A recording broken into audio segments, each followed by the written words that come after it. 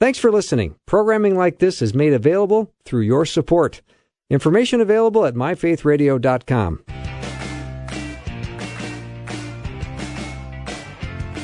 Welcome to Real Recovery. So glad you joined us tonight. Bill Arnold on this side of the studio, and just across the way, George P. Fraser, a man with a pretty good memory, I must say. He can remember the last time he made a pillow fort, which was only like 2 weeks ago. Hello, George. Forgot my haircut appointment this week. Did you? It was at 10, I thought it was 10:45. It was 10. Okay, but they're still letting me drive, so that's encouraging. You did the right thing, though. You paid your stylist. Well, she did what she said she was going to do. Of course, she showed up, and she did the right thing, and you just completely missed it. Yep. Yeah, and did you include a generous tip as well? I did. That was nice of you, George. Yep, $1. Get on. Yeah, you're a good man, George Fraser. I am good. Hey, it's good to see you tonight. Or today. And looking forward to this show. I think it's going to be really good. You know, addiction is a habit. This is what we talk about in Real Recovery, was people who struggle with addictions. And it's a habit that's taken control over you. And you have little or no control. And you think to yourself, how do I deal with this? How do I, you're unable to break the habit. So maybe you have pain in your inner self. Maybe you've got hurt, you've got pain, and it's not dealt with. There's one of the causes of addiction, George. Well, I think we get addicted because it works. And the first time you get high, you talk to a lot of guys that are addicts. You go, you remember the first time I get high? Yes, I do.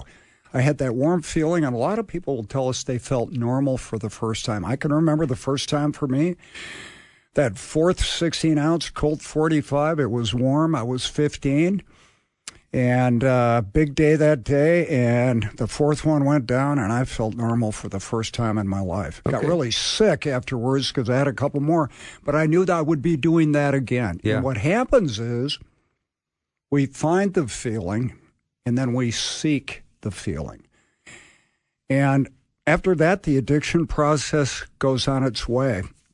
But I think I was pretty well addicted from the first time because I wanted to do it whenever I could. Yeah. And that's a story we hear a lot, Bill. Uh-huh. George, did you have pain in your inside your heart? Did you have hurt, or did you just have an appetite for pleasure, or both? Totally. I was kind of a weird kid, and I know being a weird adult is not a stretch. Yeah, it's but not I at all. was always addicted to more. I always thought that no matter how good it was, I could make it better. You know what I mean? Put the cherry on top of the sundae.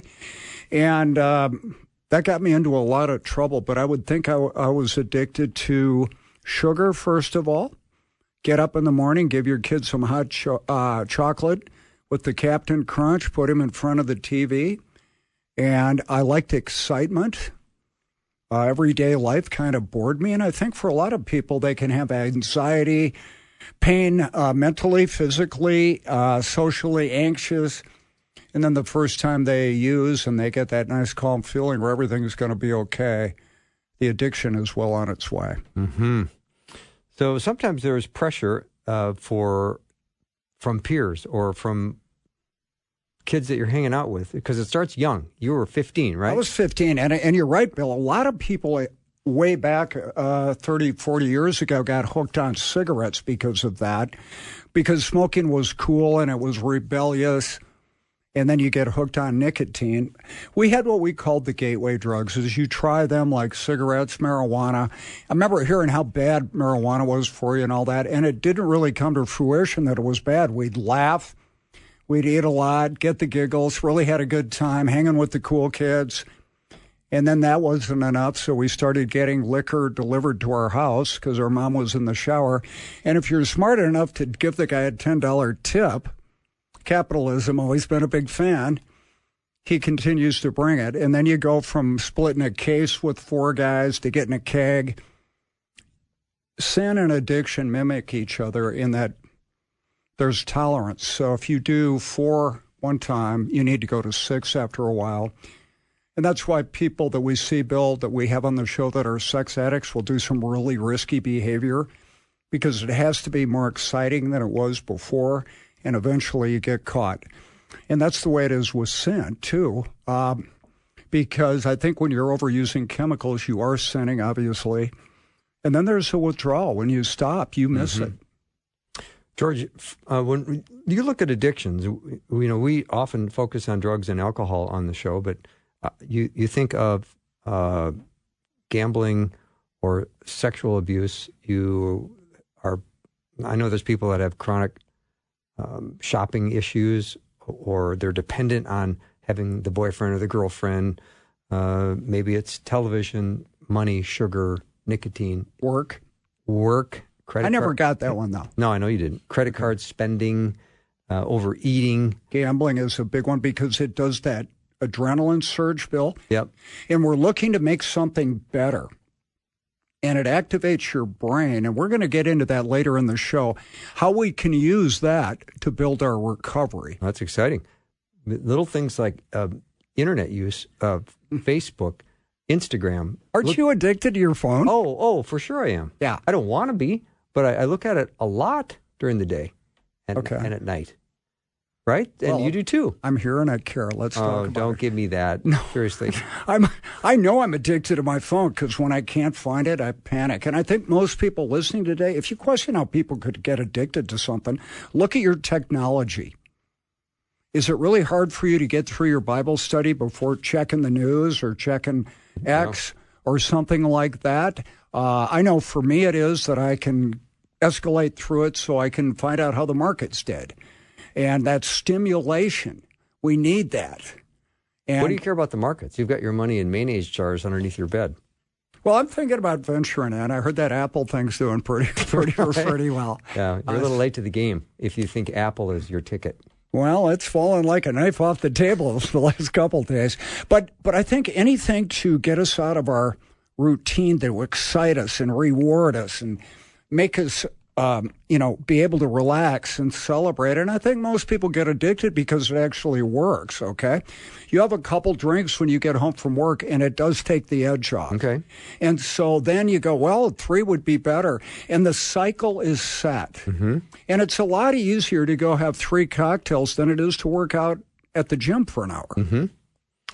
But when we look at all the common addictions, George, and again, tonight's show, I want to make sure we're covering as many bases as possible because a lot of people that listen, they love testimonies of people with transformed and changed lives. And we love that.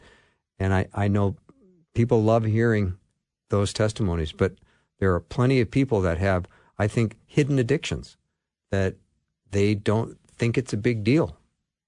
Maybe it's television or it's talking.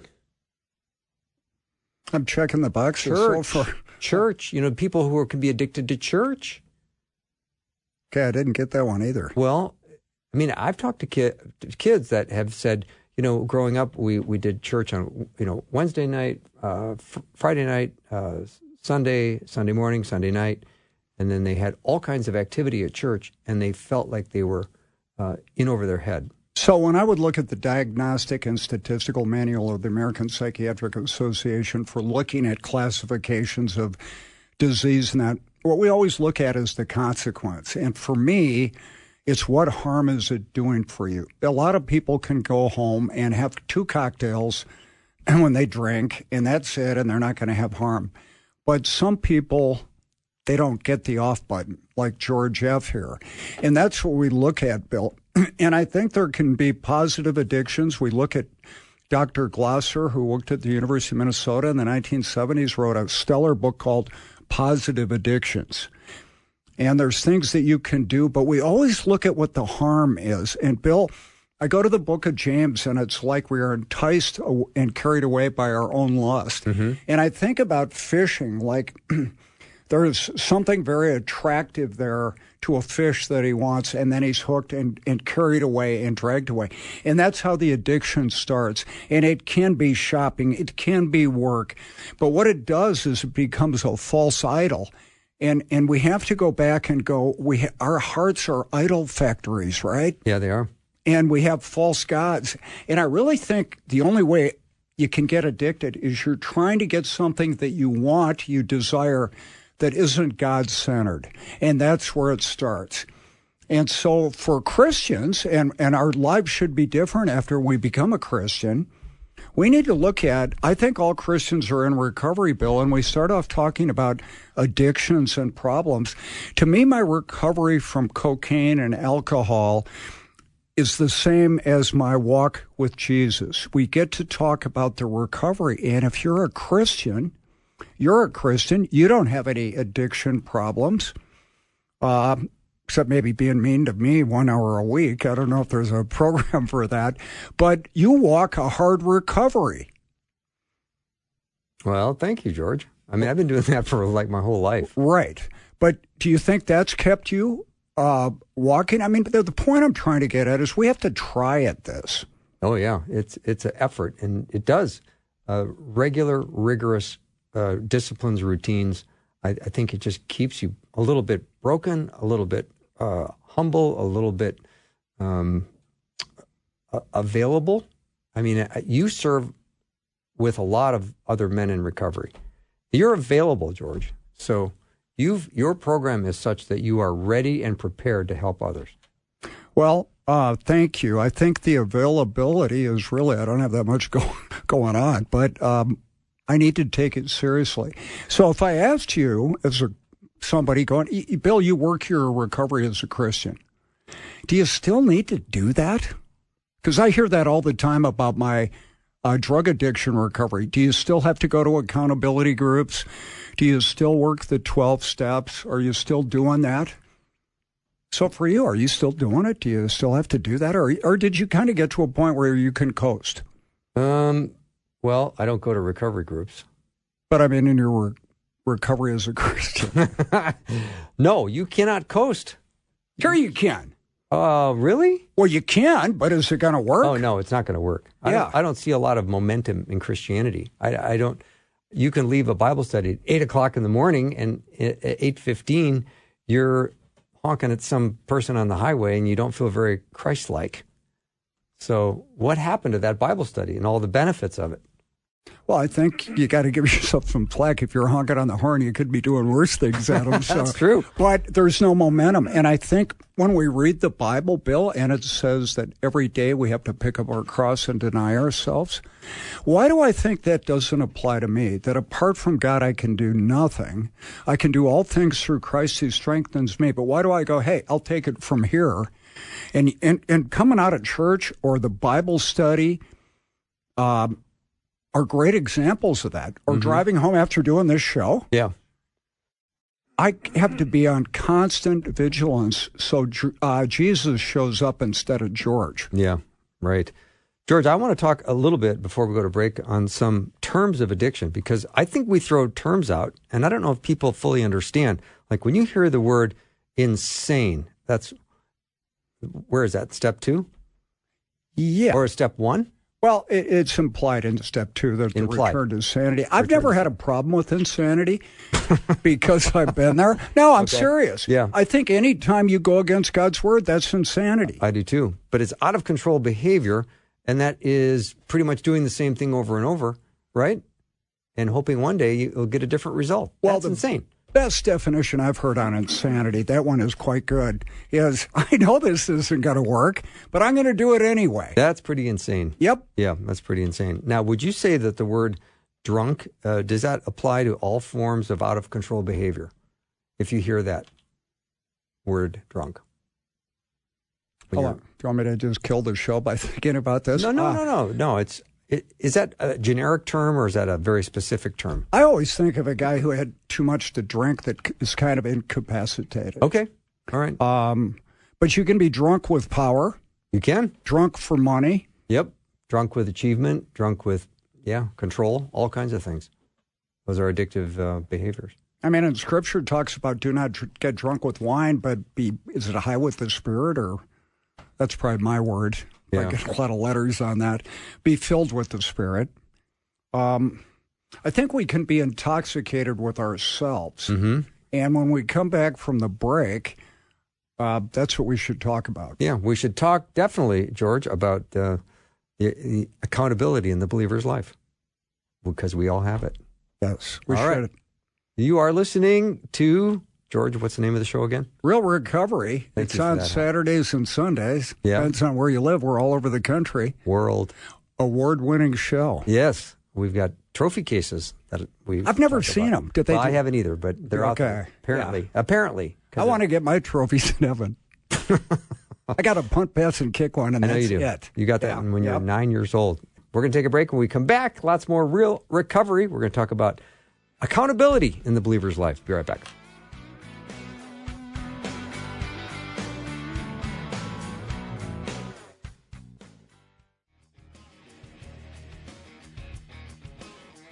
Welcome back to Real Recovery. Bill and George. Ryan's on the board tonight, and we are wanting to discuss in this segment the accountability in a believer's life. We can't go do this by ourselves, George. This can't be something you try to do and go alone. It's essential that we do it in community. Yeah, one of the things I've heard over the years is addiction is isolation and recovery is community. And I like little platitudes like that. I used to hate them, but they've come to be true. And I think one of the things that gets all recovering people and all people in general, we isolate.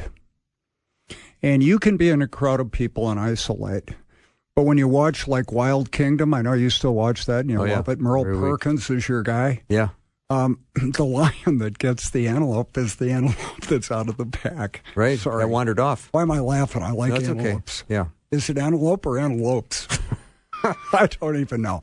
Yeah, you didn't do show prep, did you? I never do show prep. Okay. I haven't done life prep. That's my problem. But we're going to talk about that this time. All right. I got you to laugh. That makes my whole week, Ryan, to make the comedian laugh. Now he's mad. No, a little bit. Yeah. So let's get back into accountability because it is very true. When you get isolated, that's exactly where Satan, I think, will want you to live in isolation and to be alone with your thoughts and to not be reaching out to people in your community that can come alongside you and help you. Yeah, it's well said. So if we get to the point, and we covered in the first part about how your addiction starts and really how you get off track as a Christian, how do we get back on track, Bill? And you bring up a really good point. I need to admit to myself and to another human being and to God the exact nature of my wrongs. And we're coming out of the 12 steps on this, which is step 5. But really what I need to do is, God, I need a lot of help. I can't do this. I don't want to do it. It's wrecking my life. I know it's out of control. It's not working, but it's my solution. I got to hit my knees and pray for the power to change it and pray for the power to think clearly. And I need to get into a group of people, Bill, that are already doing it. Mm-hmm. You might be going to church. You might be in a Bible study. But those aren't the right places for you to work on your addiction recovery. You need to be with like-minded people that are struggling with it, that have had some success. You don't need to reinvent the wheel here. What you do need to do is, for the first time in your life, get honest. And you need to pray to God to get honest, because we minimize, justify, and rationalize. You know, I don't really have that big a problem. I didn't, because I didn't drink more than many of my friends. Mm-hmm. Most of them were alcoholics and addicts, too. And we thought we were cool. And God's got to intervene on that with the Holy Spirit to convict you, but also give you that hope that it's worth changing. And if you don't have that, the book of James says you don't have because you don't ask.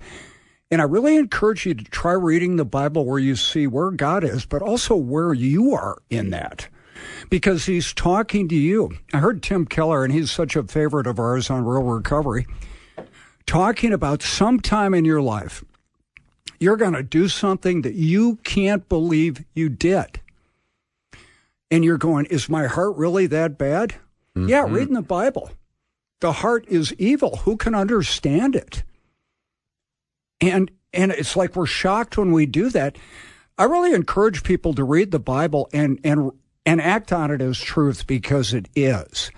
And so when you see that, when you might read that apart from me you can do nothing and no one is righteous and there's a way that seems right to man that ends in death, that's George. That's written right for me, The Mocker and the Fool.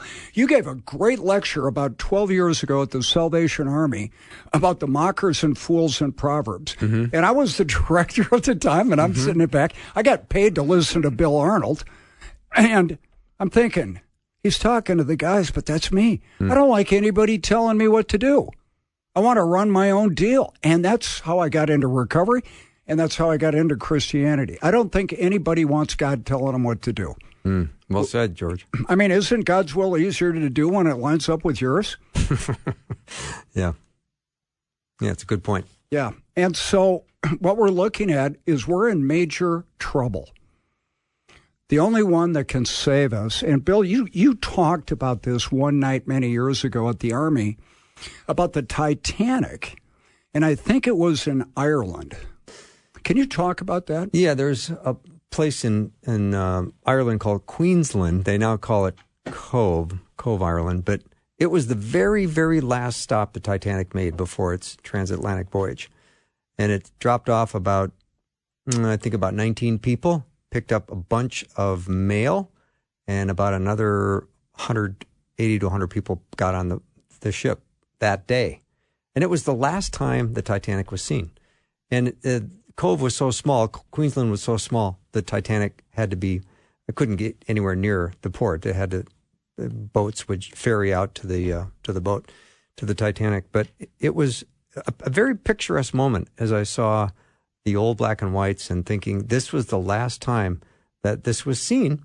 And people getting on the boat that night or that day did not know in the course of the next 3 nights that boat would be broken in half and sinking to the bottom of the ocean.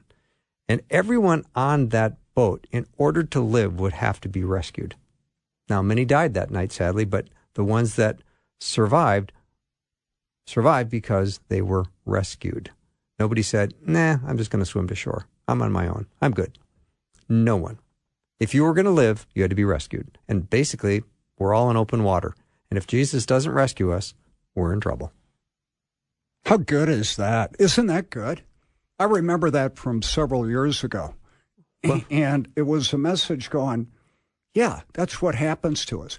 So if you're listening, what we're going to set up here for the rest of the show is you need someone to rescue you. And there's only one who can do that, and that is Jesus. And if you're thinking about it, the Holy Spirit's already working on you. Because whatever your problem, if it's an addiction, if it's a sinful behavior outside of God's will, you're not okay with doing it anymore, or you probably wouldn't even be listening to this show. And I take great encouragement that he who began a good work in you, and it starts with the fact for a lot of us, Bill, when we were still using, hey, maybe I shouldn't be doing this. And I remember the last few times I did coke and drank, I would wind up talking about God. And at the time I thought, that's weird. But my heart was changing, and I knew there was something better than I was doing at the time. And when we come back, we're going to talk about that. Mm-hmm. Because have great joy that God has initiated in something in you that only he could do. Because if you could quit, you already would have. And that'll take us to the step one when we come back. I like that. You're listening to Real Recovery with Bill and George. We're so glad that the Lord has led you to this episode tonight of the show. I know there's many realizing this is the message they need to hear tonight. So don't go anywhere. If you want to learn more about Faith Radio, you can ask for a welcome packet by going to myfaithradio.com. We'll be right back.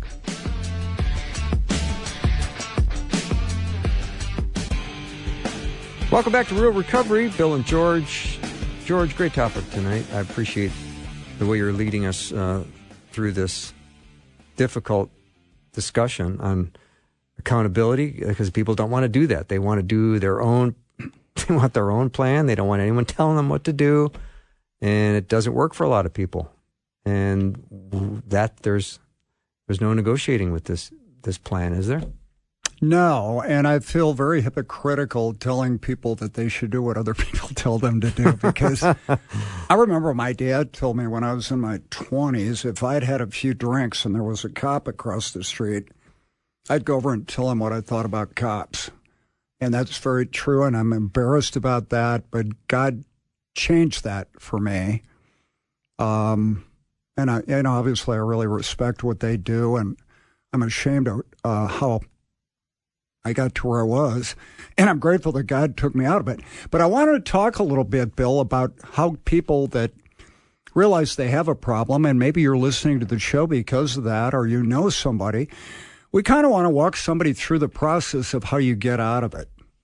And it's a little different. But let's say that you decide you have a drinking problem and you pray to God and you're convinced that his will for you is to be sober. How do you go about that? Well, there's a lot of ways you can do it, but I think the best is to go to an accountability group that uses the 12 steps. And we start off basically that we admit we're powerless over drugs and alcohol, that our life's unmanageable. There's a lot to get out of that.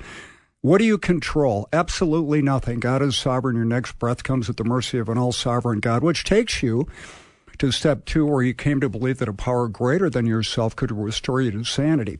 You go, I'm not insane. Look at your life. Would a normal person do that? No. And part of our problem is we think normal is boring, so we want to be a little different.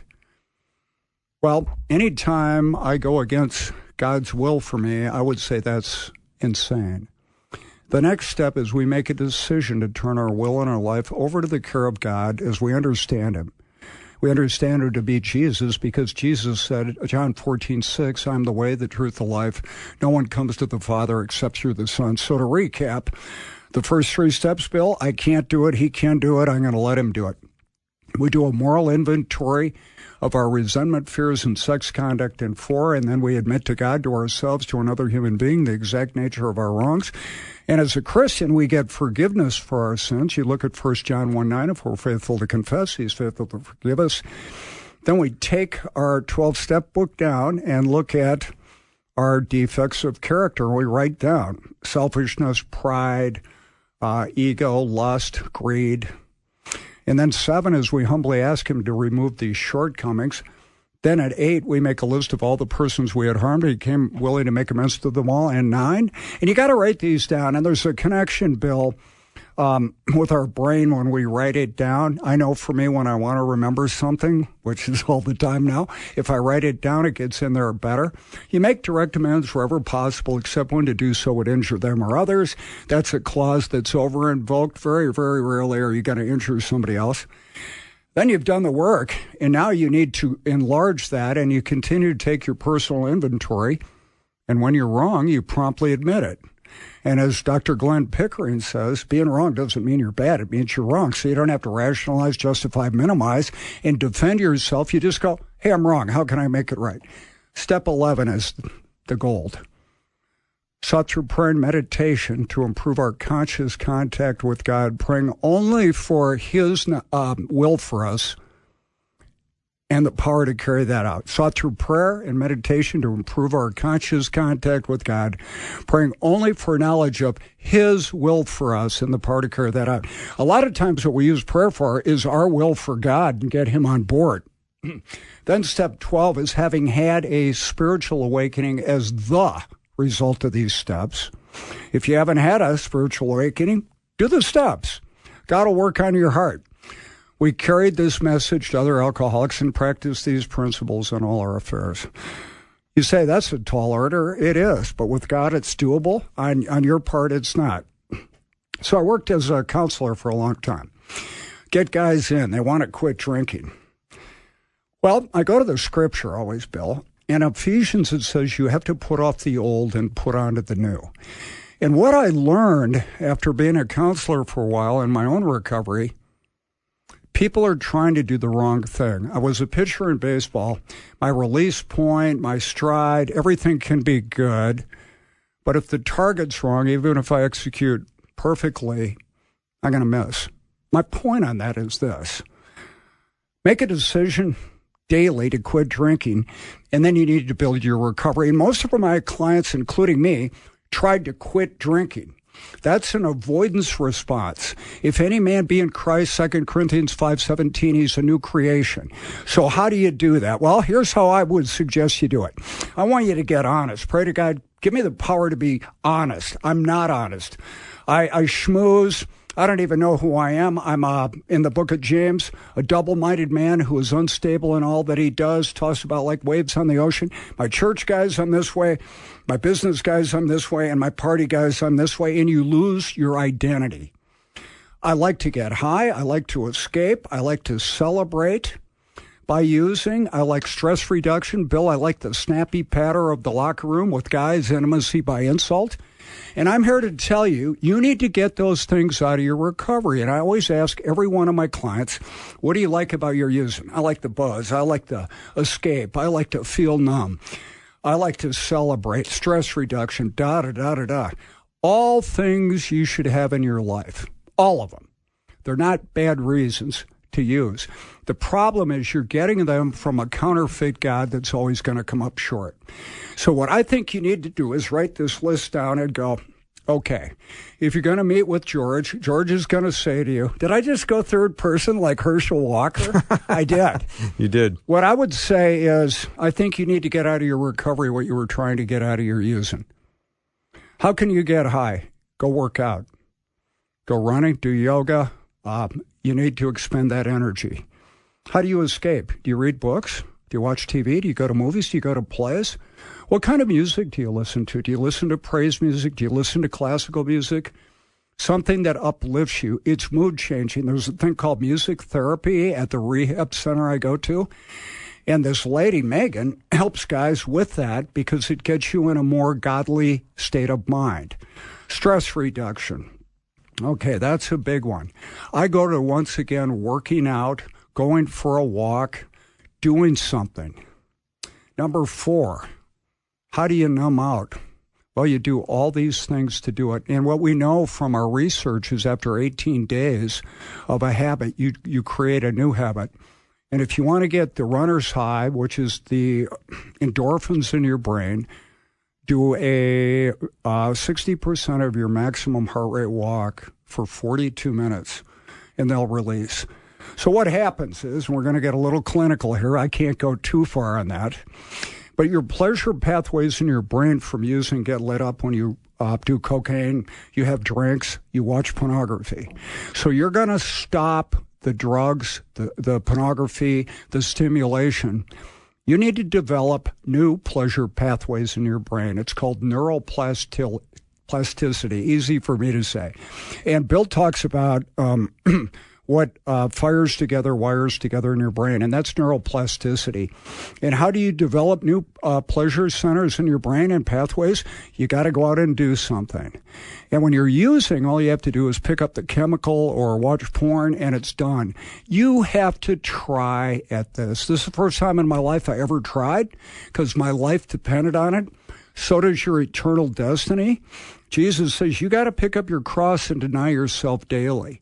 So the other thing, now we've got the physical thing that we're going to do. And the reason we do that, when we quit using, we're going to miss that unless we fill that. Remember in Ephesians, we put off the old, which most guys focus on. I'm not using anymore. You got to put on the new. And you might have to try some new things. I don't know. I wouldn't like that. Have you ever done it? No, I still won't like it. That was me. I remember the first time I went to yoga, I got done, and not the, Tibetan Book of the Dead yoga. It was stretching and breathing. When I got done, I sat in my car for 5 minutes because I was too high. I couldn't drive. I thought, okay, we're adding this to I was, 20 years sober. There's a book called Wild Heart by John Eldridge. Is that right? Wild at Heart. Wild at Heart, about worshiping God in everything you do. John Piper talks about Christian hedonism. Hedonism, pleasure. As a Christian, everything you do should be an act of worship. For me, working out, doing the show, Bible study, everything. Golf. So most guys' recovery is too boring. The biggest sin we do is bore people with the gospel. Jesus overcame death and sin, and he's on the cross, and people are jeering him, and he could have called all these angels and gone, done, I'm not doing it, and he didn't. So it's already done. And as Tim Keller says, if Romans 8:28 is right, that all things work together for good for those who are walking with God according to his purpose, it's already done. You can't mess this up. Believe me, I tried. So you start developing those activities, and you pray to God to get honest. This was a tough one for me. It still is. I'm a born liar. I'm a schmoozer. I'm a con guy. And the guy I conned was me. God, help me to be honest today. Anytime I tell a lie, I tell 2 lies because I tell myself it's okay to lie to you. And if you're an addict like I was, you lost your identity. You didn't know who you were because your whole life was a lie. Jesus said, I am the truth. Read the Bible. Start with the book of John every day. You can't do this. You don't want to do it, but you pray for the desire to do it, and he'll do it through you. And then you start looking at why you used all the lies you told. Well, it won't hurt if I have one. You don't want to have one. It will hurt. It's going to hurt you. It's a sin against God, and learning to tell yourself the truth. The other thing, Bill, you talk about you got to find new playmates, a new playground, and new playthings. There's places I don't go. The Bible tells us bad company corrupts good character. I had to get a new set of friends and new teammates. This takes some effort, but it's worth it. And when you start getting some momentum, I know one thing that happened to me that's so weird. It took me 7 years to get a 1-year medallion, and I was so proud, I got my medallion. And about 2 weeks later, a guy got his 1-year medallion, and I felt almost as good for him as I did for me. And I thought, I better cut this short. What, am I going to shave my head and sell flowers at the airport in a month, But what it was is God was working in me. And if that's you, take great confidence that God is helping you. He's not mad at you. He loves you, and he's got a better plan for your life than anything you have, but you got to trust him enough to do it, and you got to work at it. You get up early, you get into the Word. Sure, you have coffee. It's drug-aided like me. Mm-hmm. If I didn't drink coffee, I don't think I'd ever read my Bible, honestly, but I do it. And I pray, help me, keep me sober today. Give me the power, strength, and desire to stay sober, because I don't have it. And then you do your day. God, what would you have me do? And slowly this is going to happen. I look at it this way. When we were growing up, I grew up in the poor section of the town that I'm from, and we didn't have instant replay. I know, it was tough. And we'd always have a play in baseball that was too close to call. Every kid can relate to this. So what do? You do a do-over, right? And then that's the way God wanted the play. Everybody does that. Because otherwise, Larry would take the ball, Steve would take the bat, I'd take home plate, and the game's over. You got a do-over here. And Satan's going to tell you really messed up and you don't have any more. And you read in the book of Ephesians the fiery darts of the enemy, powers and principalities we can't see, telling you did it, God doesn't love you, you're a phony, and you got to go to God and go, hey, help me do this. And then you put one foot in front of the other and you do it. And after a while you go, God's word is true. But you got to be with other people that are doing it, because you don't need to reinvent the wheel. Other people have done this. I like being around addicts and alcoholics because they're exciting guys, and there's a lot of laughter. You go to an accountability group. I want to use the text, the 12 steps, and I want to see how much laughter. Also, go to your same gender group, same sex group. I go to an all-men's group. It's all business, and I love the guys in my group. Something happens to my heart. We need to worship our way out of addiction for his glory and our joy, and the way you do that is by getting into action. And I got to learn to tell the truth with God's help. I had a lot more problems, and so do you, than just drinking. Your drinking is but a symptom of your self-centeredness, your self-seeking, and your egocentrism. You're being God in your own life. And the reason we're egomaniacs with inferiority complexes is we want to be our own God, and we know we don't have the game to do it. And God in his graciousness goes, okay, I'm going to tell you what to do. I wrote a book for you, and I'm going to bring some people into your life, and you're going to be open to them, and you're going to pray, and I'm going to do wonderful things that you can't believe. And that, my friend, is a thing you don't want to miss. We talk about all the time on this show. It's not about us getting recovered or recovering. It's God picking us up, forgiving us, helping us get sober, and going, hey, George, I got a job for you to do. Because the greatest thing in my life isn't that I'm sober. It's that I'm saved, and the King of the universe took what my sinful behavior and made it somewhat of a ministry for the last 30 years. And as I get to the end of my life, I thank God I didn't waste it. We used to talk about getting wasted. Well, you wind up wasting your whole life. And at the end you go, God had this the whole time. And I don't want you to miss it. But as Glenn R. says, it's like the Wizard of Oz movie. It's black and white for a while, and then the color comes on. And I like that. What say you? Well, that's an award-winning performance, George. Really nicely done. I hung to every word you said. So thank you for being so raw and honest. And I know everyone is enjoying. Those who are still awake, I'm sure. Those who are still awake, I think, are very moved by what you shared. We're going to take a little break, come back. Lots more Road Recovery with Bill and George. Thanks for being with us.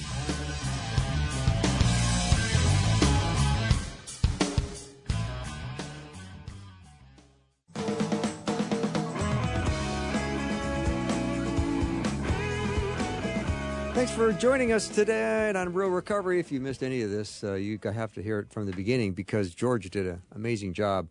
I so appreciated what you did in the last segment, George. And let's say that you've had a series of sobriety, and then all of a sudden you find yourself relapsing. What does relapse mean, and how do you get out of that? Wow, that's a great question. I think people use the phrase relapse wrong. And here's what I mean. I do it too. But relapse is really a process by which we return to chemical use. Chemical use is chemical use. And so relapse is a process, Bill. And the reason that's important is you can identify it and change it. How do you identify it?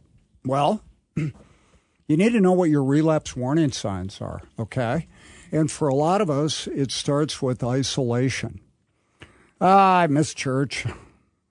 I'm not going to return that phone call. I'm going to watch TV. And so you're disconnecting from your social power source. And when you miss your daily prayer and Bible study, you disconnect from God. Mm-hmm. Then maybe you become intolerant. You're driving down the street and you think nobody can drive, and maybe you should quit your job and open that driving school, and you're taking everybody's inventory. And then you get kind of irritable, and irresponsible. Maybe you don't open your mail. You throw the dishes in the sink. You don't make your bed in the morning. So you're intolerant, you're irritable, you're isolated. And you start taking inventory of everybody. Yeah, Bill does this, Ryan does this guy does this, nobody can drive. And what you're doing is moving yourself away. You become isolated. And you're putting yourself kind of like you're your own self-sufficient God. And then maybe you'll get insane thinking like, I haven't had a drink in a year. I could drink again. And all of a sudden, maybe you stop going to your meetings, and the next thing you know, you're out, and somebody says, you want a drink? Yeah. And I've heard guys tell me they forget they're in recovery. Well, I don't know if that actually happens, but their recovery behavior, they're acting like they're not in recovery. And our blue textbook for the 12 steps talks about upon awakening, we turn our thoughts to God and what he would have us do that day. Not upon awakening, what am I going to do today? What's in it for me today? And I think really, Bill, the practice that we're doing, there was a little booklet I read, I think it was by a dishwashing priest in 1700, called Practicing the Presence of God. Mm-hmm. Did you read that? Brother Lawrence. Yeah. Brother Lawrence. Yeah. And that's really helpful in that all things, where do you see God? And one of the things that you've taught me is God is sovereign. Everybody you meet is a godly appointment. Treat it with respect. And after meeting me, I'm surprised you still use that one, but I get that. But really what you're doing is, God, what do you have for me today? I look at it as a former business guy. God's my employer. Yeah. What would you have me do today? And then I figure out, do my quiet time and what I'm going to, but the guys I work with, they get it going and then they kind of say with their actions, they'd never admit this. I'll take it from here, God. A guy I worked with at the University of Minnesota, Steve Casey, is probably the most brilliant relapse researcher I ever met. And he wrote a workbook called Missing Pieces. And usually what happens with guys, they fail to enlarge their faith, their walk, add to it. They fail to work with other people. And instead of reinventing the whole wheel, there's a missing piece. maybe going to that Bible study that you don't think you need, and people go, well, I went. You got to go 4 or 5 times, really, to any group activity, church, anywhere, to get them. And if you drank, like I did, you'd go to a bar and go, I don't like this bar, but you always finish your drink, and then you go find another one. If you're in recovery, your job is to find a church you like, enough to go to every week, an accountability group that you do not miss. And if you do miss it, you go to another one that week. What we're doing is breaking patterns of behavior, Bill. We're transformed by the renewing of our mind, offering our body as a whole and living sacrifice out of the 12th chapter of Romans. If you're an addict, if you're an alcoholic, you're an all-in person. The only time you show any moderation at all is in your walk with God and your recovery. And this is an old country buffet. They probably have those all over the country. You're not taking a little of that, I'll have that, I don't want that. You got to be all in on this deal. You got to try. You got to work. And I think part of Christianity, Bill, I got a good friend who died a couple of years ago who was a heavy alcoholic. He had 20 years of sobriety. And he said, I walk into this bar, and the bartender says, you want a drink? He goes, I'm not here to watch. I think a lot of Christians watch. We go to church and watch, might even have a cup of coffee during the service. We're at a Bible study. We want to be entertained with the choir, the preacher. I don't like that guy. He's not exciting. That's not what we're supposed to do. You got to get involved. And in the recovery community, serve people. Show up. Where do you need help? Do guys need rides? Set up chairs? You're not above that. Get in and join. And if you do go to an accountability group and they go out to eat afterwards, don't go, I don't want to be seen with these losers in public like I did. Go. Get to know them. You need new friends. And I think if you do that, if you're all the way in and you pray to God about something, hey, can you help me enjoy this more? He'll show up. But, Bill, I think you got to try. And we have non-negotiables. We talk about this, you and I, all the time. My praying before I get out of bed is not something I do when I feel like it. I do it every day. My quiet time is something I do every day, even when I don't want to do it. Working out, I never want to go, but I'm always glad I did after. And it's really about being true to God and to yourself. But you got to work at it. It's worth it. So good. George, we just have about a minute left. I'd love for you to just take us through the Serenity Prayer. I hear that brought up often, and it seems to be a very powerful prayer that people pray. Would you take us through that in the remaining time we have? Sure. God, grant me the serenity to accept the things I cannot change, the courage to change the things I can, and the wisdom to know the difference. Now, there's a longer version than that, Bill, but I want to keep it simple. The acceptance to accept things that I can't change. The courage to change the things I can, and the wisdom to know the difference. I can't change other people, but I can change my attitude, my thoughts, my effort. And what I've learned, and I'm 66 years old, I go to God all the time now because I have a diminished capacity of what I was in my 30s, and I've failed more. God help me is my favorite prayer. Mm-hmm. So good, George. I so appreciate this is so helpful, and the Serenity Prayer is something everyone should be knowing and reciting, especially those of us who golf. Yeah, because courage to change the things that you can, right? Yeah, I'm a lousy golfer, yeah. But I really think that is it, is to be still and know that I am God. Psalm 46:10. That's what I get from that prayer. Yeah. Good job tonight, George. Thank you so much. Thanks, Billy. Thank you for joining us here on Real Recovery. If you think this episode would be helpful to a friend or loved one or someone that you know who's suffering, let them know. You can send that over via a text. Go to myfaithradio.com. We have the Real Recovery page. Have a wonderful evening. We'll see you next time.